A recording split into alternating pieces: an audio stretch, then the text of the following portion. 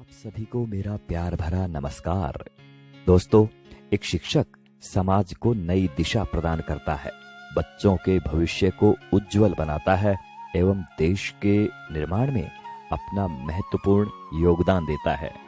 अभिभावकों के नाम कुछ बातें हैं जिन्हें मैं आपको सुना रहा हूं।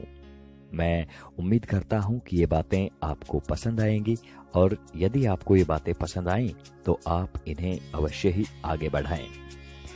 आपके एक या दो बच्चे हैं और कभी कभार आप उनकी शरारतों पर झल्लाकर उन पर हाथ उठा देते हैं, तो जरा सोचिएगा कि एक शिक्षक इतने सारे बच्चों को कैसे संभालता है। आप खुद टीवी या मोबाइल में व्यस्त हैं, आपका बच्चा आपके पास आता है, आप उस अधखिले फूल को झिड़क देते हैं, जाओ भागो पढ़ाई करो। जरा मन को शांत करके विचारिएगा कि एक शिक्षक किस तरह अलग अलग बुद्धि वाले और अलग अलग अभिरुचि वाले बच्चों को 45 मिनट तक एक सूत्र में बांध के रखता है अपनी कक्षा में। आपका बच्चा दिन भर गेम खेलता है, घर पर पढ़ता नहीं है, इसकी भी शिकायत आप शिक्षक से करते हैं।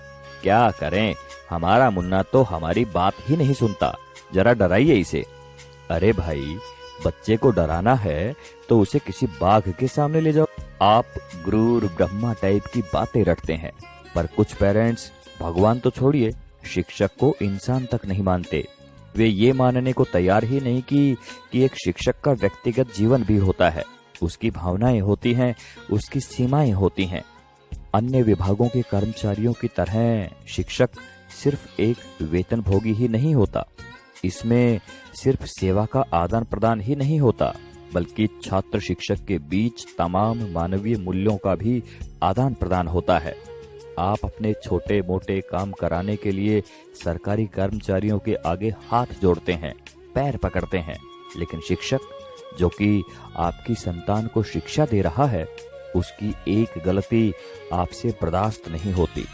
आपका बच्चा, वो बच्चा जिसके लिए आपने मंदिरों और अस्पतालों के जाने कितने चक्कर काटे होंगे, अगर एक ही चीज 3 या 4 बार पूछ ले तो आपके शरीर का तापमान बढ़ जाता है। अब जरा सोचिए कि एक शिक्षक किस धैर्य के साथ बताता है कि 3 + 1 और 1 + 3 दोनों बराबर होते हैं, भले ही ये एक दूसरे के विपरीत नजर आते हैं। अगर वास्तव में बात समझ में आ गई हो तो आपसे हाथ जोड़कर विनती है कि आप हर शिक्षक को भगवान ना सही, कम से कम इंसान समझकर उतना सम्मान अवश्य दें जो कि एक इंसान को मिलना चाहिए। सभी शिक्षक बंधुओं को समर्पित एवं सभी सम्मानित अभिभावकों को चिंतन करने हेतु प्रेषित है ये बात।